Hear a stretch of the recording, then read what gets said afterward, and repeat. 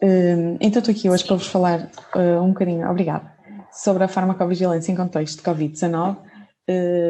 Eu sou Ana Marta, não é? Trabalho na Unidade de Farmacovigilância do Porto, como a Teresa já disse, e eu agradeço, se vocês tiverem dúvidas durante a apresentação, interrompam e esclareçam logo as vossas dúvidas, porque estou aqui para vos ajudar a compreender melhor este tema. Então, irei começar por falar um bocadinho sobre o conceito de farmacovigilância, depois irei dizer como é que está estruturado o sistema de farmacovigilância a nível nacional e depois como é que interage com a Europa e com a Organização Mundial de Saúde. Irei falar sobre a notificação de reações adversas a medicamentos, qual o impacto das mesmas. Falarei também sobre os medicamentos utilizados em contexto de Covid-19, sobre o desenvolvimento das vacinas e a farmacovigilância destas.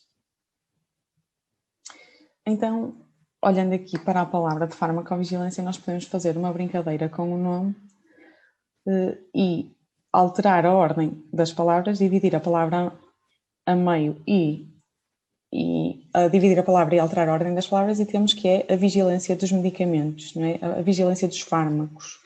Nós temos uma função semelhante a um farol porque estamos atentos e estamos atentos ao perigo, ao problema que os medicamentos podem causar. E se estiver a acontecer algum problema, nós não temos só que detectar esse problema de segurança, mas também temos que atuar em consequência, tomar medidas para que não atinjam mais pessoas. A farmacovigilância é importante porquê? Porque a farmacovigilância detecta reações que não são detectadas nos ensaios clínicos ou até mesmo nos ensaios em animais. Quando é desenvolvido medicamento, temos a farmacologia experimental ou os ensaios em animais. Nós temos um sistema metabólico bastante diferente de um animal, mas é necessário um primeiro passo para que o medicamento seja depois utilizado em contexto de ensaio clínico. Por isso fazemos os ensaios em animais e, se tiver um nível de segurança aceitável, passa para os ensaios em ensaios clínicos, em humanos, e aqui podemos ter várias populações em estudo. Normalmente estes doentes são selecionados, normalmente excluímos as grávidas, crianças, idosos dos ensaios clínicos, têm uma curta duração e o número de expostos normalmente é muito limitado comparativamente com a utilização depois dele ser comercializado. E as condições são muito controladas a nível de interações, ou outras doenças, ou até mesmo suplementos alimentares. Isto não é estudado a nível de ensaio clínico, porque normalmente os doentes são muito, nós chamamos virgens, só têm aquela patologia e é para aquilo que estão a ser analisados. Claro que depois são feitos ensaios clínicos posteriores com outras populações, mas os primeiros passos de ensaios clínicos são em populações mais controladas, com doentes com menos comorbilidades e outras doenças. E tudo que é feito em ensaio clínico é muito diferente do contexto da vida real, porque, como eu estava a dizer, depois a pessoa vai tomar um medicamento, mas também toma aquele suplemento alimentar que achou que deveria tomar. Por isso, todo este tipo de situações é mais detectado depois dos ensaios clínicos, e reações adversas que podem ocorrer por causa destas situações também são detectadas pós ensaios clínicos. Então, o sistema de farmacovigilância foi criado em 1992. Isto foi depois da tomada de consciência global do caso da talidomida, do medicamento que era administrado para náuseas na gravidez. Houve várias crianças que tiveram focomélia e, por isso, a nível nacional, em vários países da Europa, disseram: não, isto não pode voltar a acontecer, temos que desenvolver mecanismos que impeçam que existam centenas de casos de reações adversas. Então, todos os países começaram por criar o seu e nós, em 1992, criamos o nosso. Foi feito um diagnóstico passado 5 anos e havia uma taxa de notificação muito reduzida, haviam reduzidos recursos técnicos e científicos, não havia o cumprimento das obrigações legais impostas pela União Europeia e havia um desconhecimento muito grande por parte dos profissionais de saúde do Sistema Nacional de Farmacovigilância. Houve uma descentralização do sistema e foram criadas unidades regionais de farmacovigilância. E aqui podemos ver que de 2000 para 2001 o número de notificações duplicou a nível nacional, o que era ótimo e era evidente que o sistema descentralizado conseguia melhor transmitir a informação e chegar aos profissionais de saúde. Lá está, um dos grandes objetivos da descentralização é aproximar o sistema aos profissionais de saúde e utentes, envolver os centros universitários, porque melhorando a capacidade técnico-científica também conseguimos arranjar estratégias mais adequadas para transmitir a mensagem e divulgar o sistema e promover a notificação de reações adversas a medicamentos. Temos aqui, depois continuaram a existir, o sistema cada vez mais está com uma área mais reduzida. Nós tínhamos o Norte, a ARS Norte toda, a área distrita ARS, era a nossa área de atuação, quando nós éramos a Unidade de Farmacovigilância do Norte, agora temos só o distrito do Porto. Isto permite o quê? Permite que nós consigamos ter estratégias mais direcionadas e atingir mais a população. Também temos delegados de farmacovigilância em diferentes concelhos que nos permitem também ter a ajuda naquele concelho que se nós não conseguirmos ir, temos um delegado que nos permita fazer esse tipo transmitir esse tipo de mensagem, esclarecer as dúvidas que possam ocorrer e faz o ponto de ligação entre a unidade e um hospital, um centro de saúde que possa acontecer. As funções do Sistema Nacional de Farmacovigilância é recolher, avaliar e divulgar informação sobre reações adversas a medicamentos, avaliar o perfil de segurança dos medicamentos comercializados e desencadear ações para reduzir o risco dos medicamentos. Ou seja, nós não só recebemos a informação, mas nós também temos que tomar medidas para impedir que aconteçam a mais pessoas. Era o que eu vos queria dizer há pouquinho com a focomélia. Isso aconteceu em centenas de pessoas, porque realmente não existiam estes mecanismos, estes sistemas de farmacovigilância que impedissem que a detecção rápida e tomada de medidas. Agora, falando um bocadinho sobre a estrutura nacional do sistema de farmacovigilância, nós temos a unidade de gestão, que é o Infarmed, que é a Direção de Gestão de Risco do Medicamento. Depois temos as unidades regionais de farmacovigilância, espalhadas pelo país todo, tanto a nível continental como das ilhas. Temos uma unidade em cada ilha, uma unidade na Madeira e uma unidade nos Açores. Temos os titulares da autorização de introdução no mercado, temos os profissionais de saúde e temos os consumidores. Aqui é um esquema para vocês perceberem como é que nós interagimos. A Unidade de Farmacovigilância de Porto tem o Distrito do Porto e aqui nós vamos detectar as reações adversas que ocorrem através da mensagem que vocês nos fazem chegar. Vocês, consumidores, profissionais de saúde, vocês têm que reportar para que a unidade saiba o que está a acontecer. E reportam, podem reportar diretamente para o Infarmed, no portal RAM, mas esta informação vem para a unidade, porque vocês vão colocar a área de residência ou o vosso local de trabalho, e se for do Distrito do Porto, esta informação vem toda para a unidade do Porto, e nós é que somos responsáveis por processar essa informação e validar.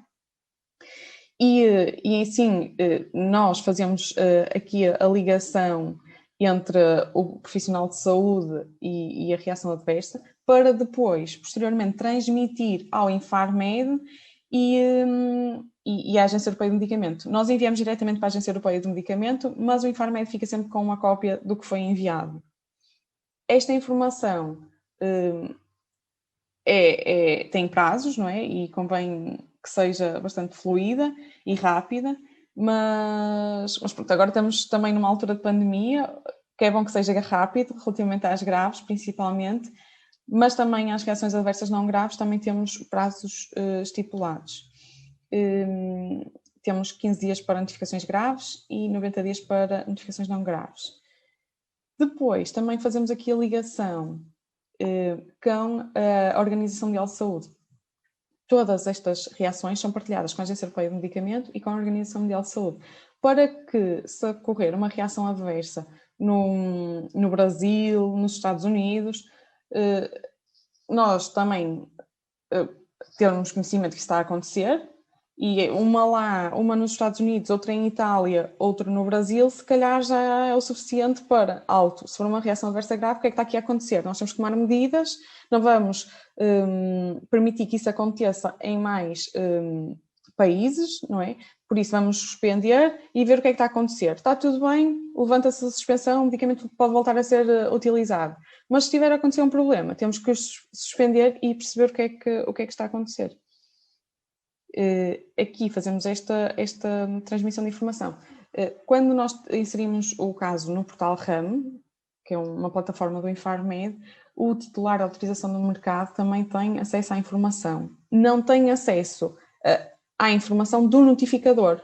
A informação do notificador é confidencial. Muitas vezes as pessoas, não vou notificar porque depois a indústria vai saber, porque depois alguém vai saber. Não, o notificador é confidencial e só nós no sistema, na unidade do Porto e no Infarmed, é que sabemos quem é o notificador para poder contactar e esclarecer dúvidas acerca do caso. Mas quando vai para a Agência Europeia de Medicamento ou para a indústria, já vai sem os dados do notificador. Só sabem se é profissional de saúde ou consumidor.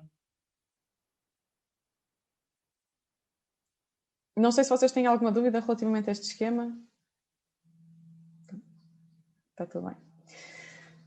Agora aqui vocês podem ver que eu estava-vos a dizer que nós estamos todos interligados para perceber se uma reação adversa acontecer noutro país que não seja da Europa, também se conheça e também se possa tomar medidas relativamente a isso. Nós estamos todos ligados em rede, estes países azul escuro pertencem a um programa internacional de monitorização de medicamentos. E por isso conseguimos fazer este tipo de análise e saber este tipo de informação. Então, os profissionais de saúde não são obrigados, mas devem comunicar tão rápido quanto possível às unidades regionais de farmacovigilância ou ao Infarmed, não é? As reações adversas que tenham conhecimento, principalmente se elas forem graves ou inesperadas. Inesperadas significa que não estão descritas no resumo das características do medicamento. O resumo das características do medicamento é um documento que acompanha todo o medicamento, todo o ciclo de vida do medicamento e tem a informação de todos os estudos que são feitos e todas as reações adversas que acontecem com o medicamento. Relativamente aos outros consumidores, nós dizemos sempre que eles são novos no sistema, não são assim tão novos. A diretiva é de 2010 e em Portugal foi regularizada em 2012, a entrada dos consumidores no Sistema Nacional de Farmacovigilância, uma vez que eles também são uma parte interessada na tomada de decisão, também são incluídos e também podem fazer a notificação diretamente no portal RAM, ao Sistema de Farmacovigilância.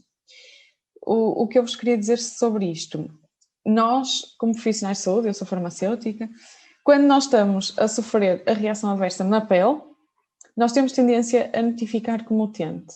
Mas não precisam, vocês podem notificar como profissionais de saúde, porque até para agilizar, às vezes nós estamos com dúvidas se devemos falar de uma certa forma, perguntar certas outras coisas que nós não perguntaríamos se calhar se fosse utente, ou da mesma forma, mais da mesma forma. E se nós soubermos que vocês são profissionais de saúde, estamos mais à vontade e sabemos que vocês vão compreender mais facilmente aquilo que nós queremos dizer. Por isso, se vocês forem profissionais de saúde e quiserem comunicar uma reação adversa, mesmo que seja convosco, façam-no como profissionais de saúde, porque para nós é mais fácil lidar com a informação. É na mesma um caso válido para o sistema, isso é sem dúvida. Relativamente a reações adversas a medicamentos, qual é a definição de reações adversas a medicamentos? É uma resposta prejudicial e indesejada ao medicamento. Antigamente era esta frase que se encontra a cinza claro, mas hoje em dia é o que está a roxo mais escuro. É uma resposta prejudicial e indesejada ao medicamento. Nós até às vezes brincamos com a definição e dizemos quase que tropeçar numa embalagem de um medicamento é uma resposta indesejada e prejudicial, podemos torcer um pé ou qualquer coisa, é um medicamento. Mas esta é a definição mais abrangente e que nos permite incluir coisas como, por exemplo, o suicídio, que antigamente não era incluído, apesar de nós considerarmos que era uma reação adversa, não era incluído, que há medicamentos que provocam, não é? Como reação adversa ao suicídio, ideação suicida, não era incluída com esta definição. Ou, por exemplo, situações off-label, também era difícil incluir. E agora com esta definição mais abrangente já conseguimos incluir essas particularidades. Quando o medicamento é utilizado de forma correta, não é? E conseguimos incluir tudo. Agora estamos a ver um slide onde diz todas as suspeitas de RAM, dando particular atenção a RAMs graves, inesperadas ou outras. Isto é importante porquê? Porque nós atualmente estamos a receber um número bastante elevado de notificações. E se nós como profissionais de saúde não temos tempo para notificar tudo, se nós dermos mais atenção às graves, às inesperadas e outras, vamos ajudar também o sistema a melhorar e a contribuir mais para se conhecer melhor o perfil de segurança dos medicamentos. Então, as reações adversas graves são aquelas que causam a morte, põem em risco a vida, motivam ou prolongam a hospitalização, resultam em incapacidade persistente ou significativa, causam anomalia congénita ou malformação. As reações adversas inesperadas são aquelas que não constam no folheto informativo ou no resumo das características do medicamento, que era aquele documento que eu vos falava que acompanha o medicamento. Relativamente a outras, o que é que nós incluímos nas outras? As ausências de eficácia. É importante notificar as ausências de eficácia. As interações medicamentosas, como nós há pouquinho vimos, uma vez que os doentes incluídos nos ensaios clínicos normalmente não fazem medicação concomitante, é importante, quando forem detectadas reações adversas que ocorram na sequência do uso concomitante com outros medicamentos, sejam notificados. Também todas as reações adversas nos medicamentos que tenham AIM, autorização de introdução no mercado recente, ou seja, que tenham este triângulozinho preto invertido, que significa que estes medicamentos estão sob monitorização adicional. Existem outros medicamentos que têm este triângulozinho preto invertido e estão há mais de 2 anos, mas estão na mesma sobre monitorização adicional. Aqui nós também pedimos atenção às reações adversas que ocorrem com estes medicamentos, porque significa que realmente podem estar a suspeitar que hajam mais reações daquelas que já estão descritas e precisamos de ter uma vigilância mais apertada nestes medicamentos. Como notificar? Existem várias formas. Existem as fichas de notificação, que também estão a cair em desuso, mas podem fazê-las chegar por e-mail, por exemplo. Se calhar é mais fácil para vocês estruturarem a informação, se vocês tiverem uma ficha à frente e não tiverem internet. O telefone também, atualmente, está a ser vedado o acesso da notificação via telefónica. Fax, vocês podem enviar um fax com informação. Um e-mail também. E online. Online pode ser através do portal RAM. Vocês vão ao site do Infarmed e no final eu queria reservar 5 minutos para fazer uma notificação convosco. Vocês vão ao site do Infarmed, ao portal RAM, fazem scroll para baixo até encontrar este ícone aqui, portal RAM. Depois estão na página para notificar as reações adversas e vocês têm que escolher são utentes ou profissionais de saúde. Selecionam e aparece o formulário para preencher. O formulário é simples, tem campos obrigatórios, mas são 4 dados mínimos, é a reação adversa, o medicamento, um dado do doente e o notificador. São os 4 dados mínimos obrigatórios para notificar um caso de reação adversa. Mas já vamos ver isso depois no final, vamos simular um caso. Qual o impacto das reações adversas para os medicamentos? Para ver se o medicamento continua com autorização de introdução no mercado ou não. Pode ser apenas uma informação para os profissionais de saúde ou para os próprios titulares, uma alteração do resumo das características do medicamento ou folheto informativo, a restrição da utilização do medicamento, uma suspensão temporária da autorização de introdução no mercado ou uma revogação da autorização de introdução no mercado. Eu agora vou dar exemplos de cada um. Uma informação aos profissionais de saúde e aos titulares de autorização de introdução no mercado. Existe um exemplo que nós costumamos dar, que é o caso de uma vacina Anatoxal, que é indicada para a difteria e tétano, e esta vacina estava a ser administrada nos centros de saúde, como é habitual, e houve um aumento de notificações ao mesmo lote. Estava a pôr em causa a vacinação, porque chegávamos a casa e dizíamos: olha, não se vai vacinar, que este ano a vacina para o tétano dói muito. E ninguém hoje em dia, se souber como é que é morrer de tétano, não querem, preferem que doa um bocado mais quando vai fazer a administração do que propriamente morrer da doença. Então, tivemos cerca de 20 notificações, foi suficiente para analisar o que é que estava a acontecer. E o que é que estava a acontecer? A difteria estava dentro do intervalo permitido e estabelecido, mas estava acima das outras que tinham sido comercializadas anteriormente, ou seja, dava mais reações inflamatórias locais, mas também estava a impedir a adesão à terapêutica. E nesse sentido, o que é que foi realizado? Foi feita uma informação para os profissionais de saúde, através de uma circular emitida pelo Infarmed e para os titulares, a dizer precisamente isso, ou seja, que a vacina até estava a provocar aquele tipo de reações, mas que já tinham alertado também a indústria para comercializar os lotes posteriores da vacina com a difteria nos limites que tinham sido fabricados antes daquele lote que deu problemas. E assim conseguimos desmistificar o que é que estava a acontecer e sensibilizar as pessoas para a vacinação. Depois, uma alteração do RCM, aqui do resumo das características do medicamento, agora com as vacinas contra a Covid-19, nós estamos constantemente a ver o resumo das características a ser alterado. Eles atualmente, mensalmente, fazem uma revisão na Agência Europeia do Medicamento, que nós vamos já ver de seguida, e se detectarem reações adversas que possam estar relacionadas com a toma da vacina, adicionam esta informação no resumo das características do medicamento. Ou seja, a alteração acontece após a avaliação da Agência Europeia de Medicamento. A restrição de utilização. Estou-me a lembrar de um exemplo da Nimesulide. Foram feitas notificações de reações adversas graves, algumas até fatais, em crianças com Nimesulide, e houve a restrição de utilização deste fármaco à população pediátrica. Ou seja, as crianças ficaram impedidas de tomar Nimesulide, de acordo com a indicação do resumo das características do medicamento. E assim o medicamento pode continuar a ser utilizado, mas não nesta população.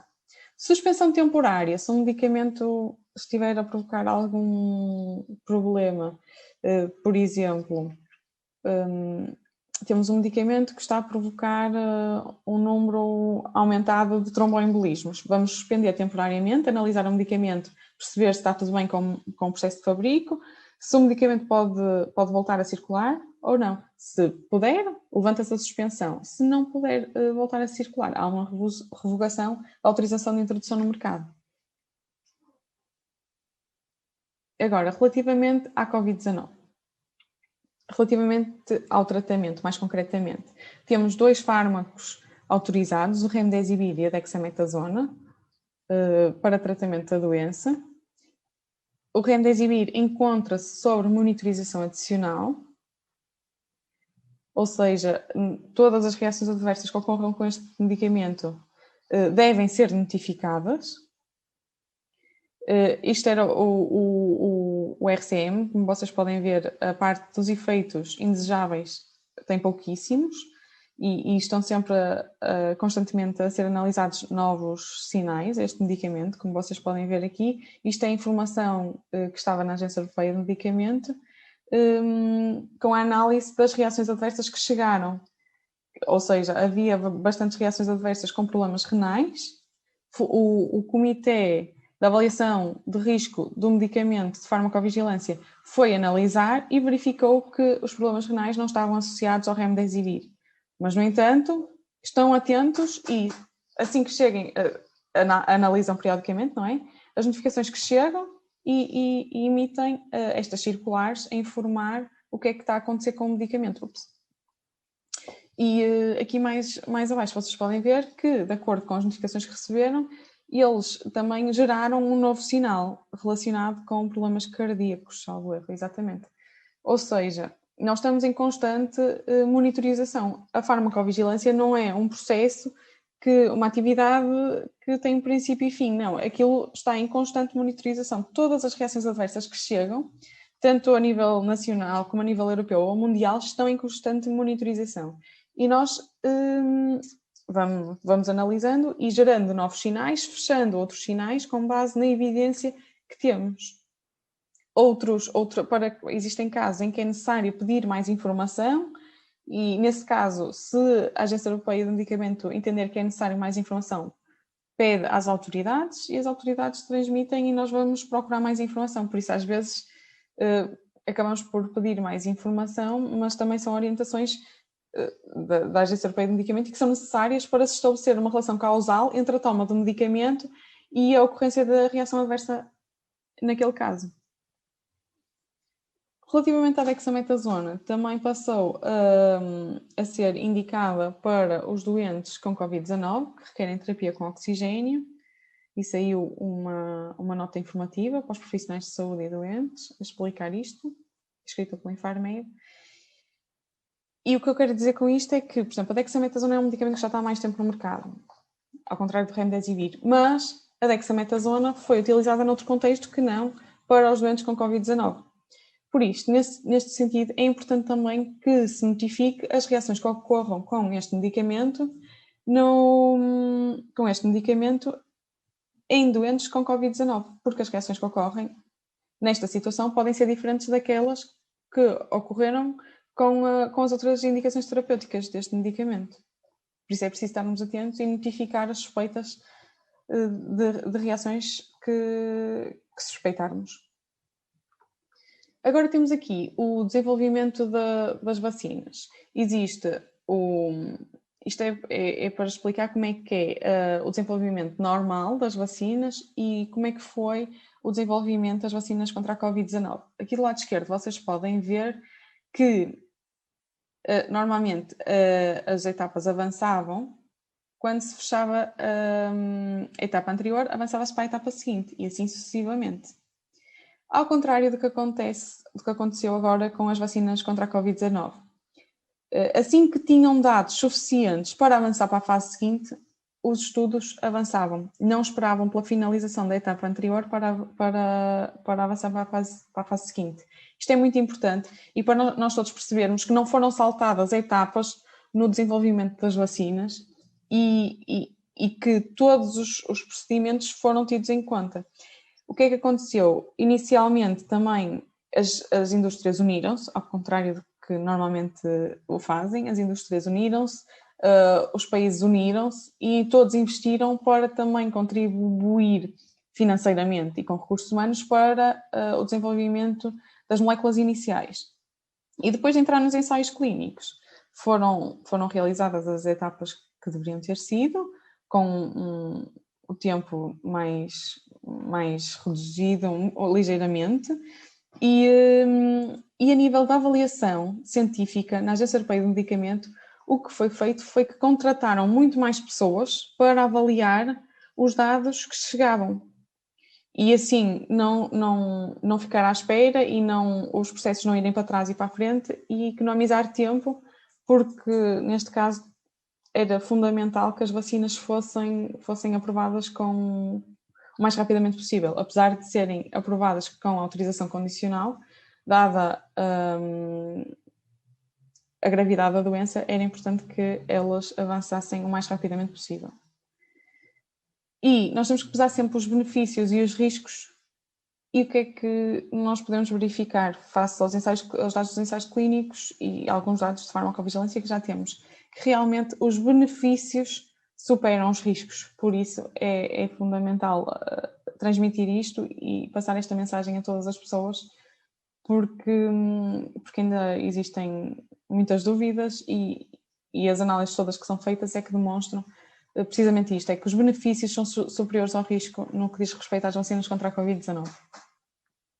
Aqui temos um esquema de quando é que elas começaram a ser utilizadas em Portugal. Temos a vacina da Pfizer, que foi a primeira, a Comirnaty, ainda no ano passado, em dezembro. Depois a Moderna, seguidamente a da AstraZeneca e, por final, a vacina da Johnson & Johnson. Agora trago-vos aqui os últimos números do relatório de monitorização das vacinas. E aqui podemos ver que realmente a vacina mais utilizada é a vacina da Pfizer, a Comirnaty, e seguidamente a da AstraZeneca, depois a Moderna e a Janssen. Aqui podemos ver o número de casos de reações adversas por 1000 vacinas administradas. E o que é que nós vemos? Precisamente que por 1000 vacinas administradas ocorre um caso de reação adversa relativamente à Comirnaty, à Moderna. A vacina da AstraZeneca pode estar aqui um bocadinho influenciada por todo o mediatismo que se deu a esta vacina, mas o que é certo é que é 1,5 casos de reações adversas por cada 1000 vacinas administradas, e a da Janssen é que tem menos, então 0,5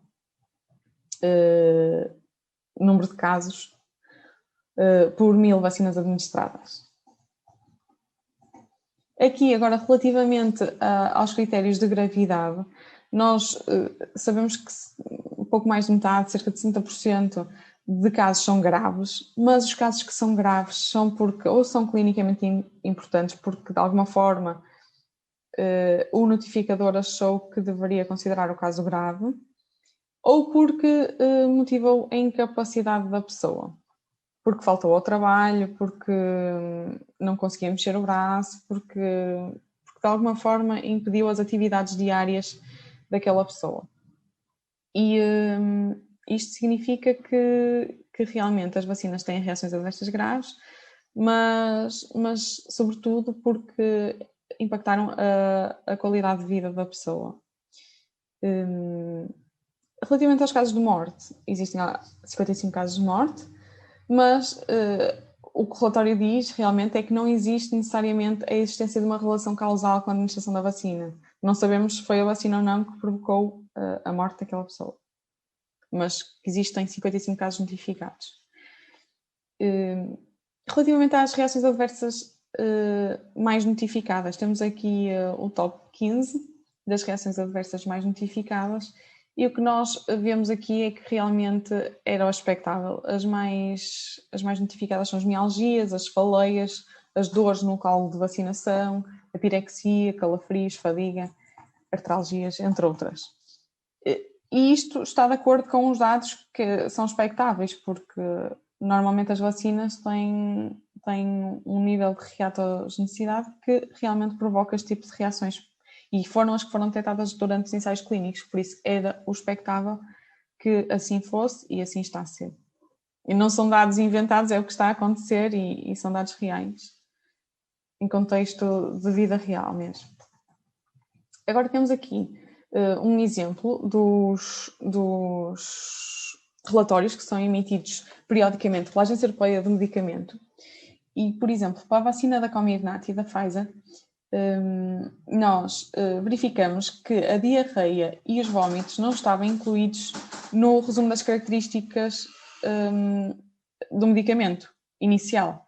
Para o nosso espanto, porque normalmente quase todos os medicamentos provocam, têm como reação adversa diarreia e vómitos. Mas nos ensaios clínicos não foi detectado que este medicamento pudesse provocar isto, por isso não foi incluído no resumo das características, no RCM, nós chamamos no RCM do medicamento. Por isso, quando foi identificado e atribuído ao medicamento, passou a estar incluído nesse documento que estas reações poderiam acontecer.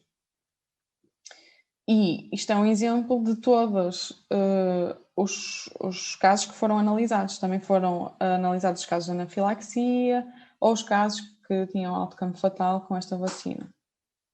Aqui também para perceberem que, como eu já disse anteriormente, isto não é uma coisa fixa, ou seja, isto está a evoluir, estamos em constante aprendizagem, isto vai evoluindo ao longo do tempo e estamos em constante monitorização, era isso o fundamental, porque todos estes relatórios são feitos mensalmente e podem surgir reações novas, sinais novos para analisar, sinais de segurança novos para serem analisados, e podem ser fechados outros que, afinal, verificou-se que realmente não tinham plausibilidade temporal, clínica, e são fechados outros sinais de segurança. Aqui está em andamento um sinal de segurança relativo a miocardite e pericardite, tanto para a Comirnaty como para a vacina da Moderna. Os dois têm a mesma tecnologia, da mRNA, e têm as duas este sinal de segurança em curso. Está a ser analisado realmente se pode ter relação com a miocardite e pericardite, porque existem já alguns casos notificados. Relativamente à vacina da AstraZeneca, temos aqui também os relatórios que a Agência Europeia emite periodicamente, e vocês estão a ver aqui abril, maio, e aqui temos a questão dos eventos tromboembólicos, e o Infarmed, depois de existirem estes relatórios emitidos pela Agência Europeia do Medicamento, o Infarmed também faz sempre uma circular ou uma informação para os profissionais de saúde a explicar o que é que se está a passar. E aqui era exatamente isso, não é? Que o Comitê de Avaliação do Risco em Farmacovigilância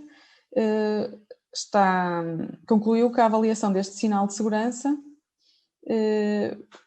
relativo à ocorrência de coágulos sanguíneos invulgares, combinado com trombocitopenia, devia passar a estar incluída como efeito adverso listado no resumo das características do medicamento, e assim foi. Realmente foi incluído. Entretanto, foram analisados outros sinais, como foram incluídos as reações adversas graves, alérgicas, anafilaxia, também no resumo das características do medicamento. Estas reações são incluídas para permitir também uma monitorização mais apertada deste tipo de situações. Depois temos aqui outra questão da vacina da AstraZeneca, que este foi no último relatório, agora em junho. O PRAC iniciou a avaliação de um possível sinal de segurança levantado a propósito de 5 casos de transsudação capilar. Isto é um síndrome muito raro, caracterizado pela fuga de fluidos dos vasos sanguíneos, resultado em edema de tecidos e na queda da pressão arterial. E também está a avaliar o síndrome de Guillain-Barré. Isto, lá está em constante análise e monitorização, porque são fármacos muito recentes, que estão sobre, como eu tinha referido no início, sobre a autorização de introdução no mercado condicional, ou seja, estão em constante análise e precisam que estas reações estejam sinalizadas para que quando se está a fazer a análise, verificar se realmente estão a aumentar os casos, estão a diminuir, o que é que se passou, se existem mais fatores de risco, se não existem, outros critérios clínicos que sejam importantes incluir. Agora temos aqui a vacina da Janssen, da Johnson & Johnson. Também tem os seus relatórios de segurança e que a Agência Europeia do Medicamento emite periodicamente e que fazem, por acaso este último relatório, agora em junho, não traz informação de novo. Está na mesma a ser monitorizada a questão da trombocitopenia com a vacina, mas lá está, todos os dados são ótimos, e se vocês tiverem conhecimento de algum caso e quiserem contribuir, por favor, notifiquem um caso. Agora, outra chamada de atenção que eu gostava de fazer é que os casos de exposição na gravidez e na amamentação são coisas que só agora é que estão a começar a ser estudadas, principalmente com estas vacinas. E por isso eu queria fazer aqui um apelo para vocês, se tiverem conhecimento de algum fármaco. Claro que as vacinas agora são aquelas que têm maior relevo, mas se vocês tiverem conhecimento de algum caso de pessoas que utilizaram algum fármaco durante a gravidez ou na amamentação, isto é importante notificar, porque de outra forma nós não sabemos se aqueles medicamentos são seguros ou não. Claro que por vezes são feitos ensaios clínicos e agora até estão a ser incluídas grávidas em ensaios clínicos para perceber a segurança destas vacinas. Mas se nós já tivermos a administrar à população estas vacinas, se já tivermos administrado em grávidas, se nós fizermos a monitorização, que normalmente nós fazemos aqui na farmacovigilância, para perceber qual foi depois o desfecho da gravidez e do bebê, do recém-nascido, nós percebemos realmente se os medicamentos são seguros ou não.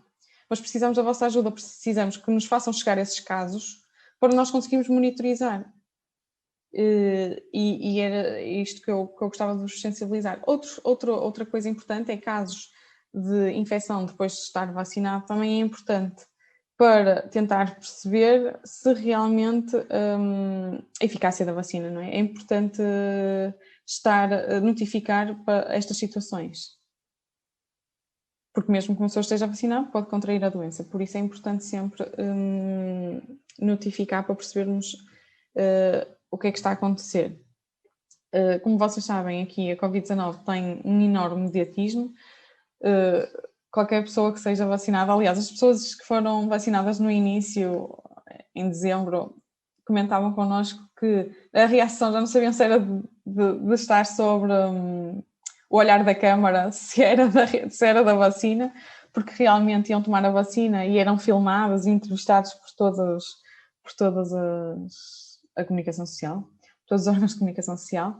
E é muito importante isto agora que eu também vou dizer, que é: tenham em atenção as notícias que vocês leem sobre as vacinas e que podem até publicar, porque uma mensagem mal transmitida pode realmente fazer a diferença, tanto para o negativo como para o positivo, mas mais para o negativo, normalmente é mais para o negativo.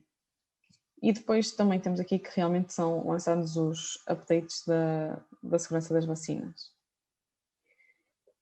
É importantíssimo vacinar porque a doença é muito pior do que as reações adversas que se pode contrair e com isto quero dizer que, claro que existem reações adversas graves, mas a probabilidade de ter uma reação adversa grave é muito menor do que ter doença e a doença grave. E só faz com que haja um atraso da vacinação e nós não queremos isso, queremos que todos sejam vacinados e jogar pelo seguro e estarmos todos bem e que a pandemia acabe de uma vez por todas. Nós temos a nossa página da internet, do Facebook, que vamos colocando as notícias relacionadas sobre as reações adversas com estes medicamentos, com as vacinas ou com outros. Vocês, se quiserem, podem fazer o gosto e acompanham as notícias. E a mensagem que eu vos queria transmitir é: se vocês suspeitam de uma reação adversa, por favor, notifiquem. Tenho aqui o site, ou o meu e-mail, se vocês tiverem alguma dúvida. E agora, o que eu ia fazer era: vou aceder aqui à página do Infarmed, para vocês notificarem. Vocês têm que fazer scroll. Isto é a página, aparece-vos logo isto, não é? Vocês têm que fazer scroll até aparecer aqui Portal RAM. E depois têm que escolher se são profissionais de saúde ou utentes. Vamos escolher profissional de saúde. E agora podem notificar. Imaginemos. Aqui vocês. Eu não estou a explicar. Já estou demasiado familiarizada com este formulário. Tem aqui o formulário. Aqui vocês começam por preencher a reação adversa, por exemplo, diarreia. A evolução pode ser cura. O critério de gravidade vocês podem escolher. O que é que para vocês se adequa mais. Por exemplo, isto aqui pode ser não grave, digo eu. A data de início foi ontem.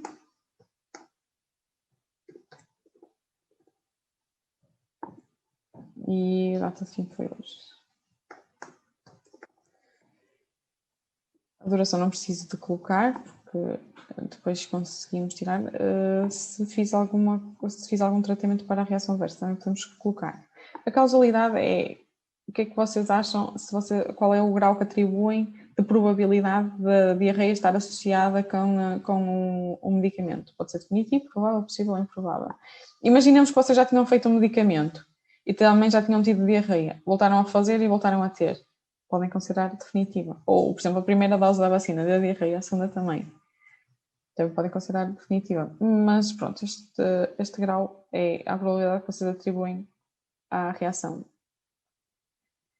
Se vocês quiserem adicionar outra reação, carregam aqui em outra. Eu carreguei em outra e aparece aqui para preencher outra reação. Cefaleias. Cura e têm que preencher outra vez a mesma coisa. Por exemplo, foi ontem que começou e preenchem exatamente a mesma coisa.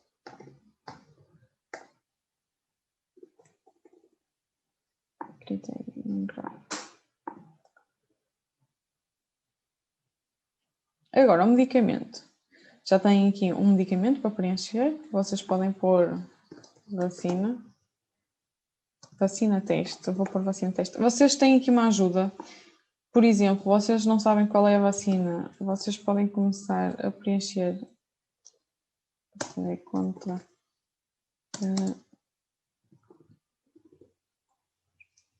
Vocês podem pesquisar aqui a vacina que vocês querem escolher. Podem escolher, ou, por exemplo, paracetamol, também aparece aqui as várias formulações com paracetamol. Ups. Olhem, piquei este. O lote, quando é uma vacina, é importante que vocês, se for uma vacina, é importante que vocês coloquem o lote.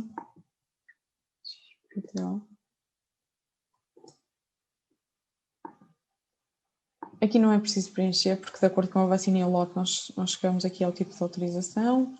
A posologia vocês podem escrever, dose única, por exemplo. E a data em que administraram a vacina. Isto aplica-se, por acaso isto que eu estou aqui a escrever, aplica-se à vacina da Johnson & Johnson. Se for as outras já não se aplica, porque as outras têm 2 doses. A data de fim não é preciso preencher, que é dose única. Indicação terapêutica. Imunização. Depois, dados do doente. Posso pôr as minhas iniciais, o meu sexo, a data de nascimento, também podem pôr.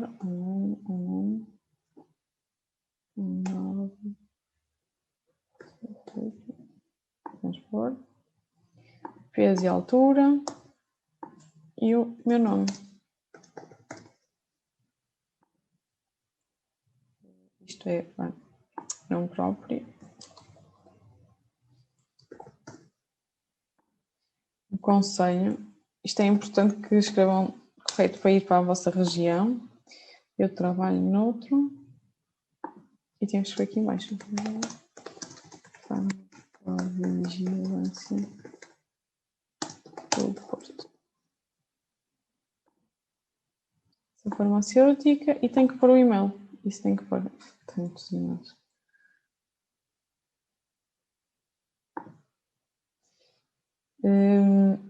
Pronto, posso deixar o meu contacto só se for necessário.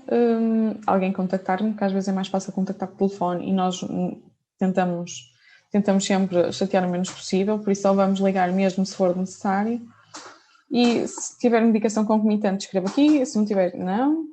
Ocorrer erro de medicação, não. E está feito. Posso adicionar documentos ou escrever mais coisas que eu entenda ser necessário. Teste. Vou escrever aqui em teste. E depois tenho que confirmar que lhe compreendi o tratamento de informação e confidencialidade dos dados, não é? Estou relacionado com o RGPD e faço submeter. E precisei de 5 minutos, nem isso, para... E tem aqui o número que foi atribuído à minha notificação. E posso efetuar o registro ou não? Eu já sou registada, por isso vou dizer que não. E no meu e-mail, automaticamente recebi um PDF com o resumo desta informação. Isto era o que eu tinha para vos dizer. Agora deixo aqui o meu e-mail para quem quiser.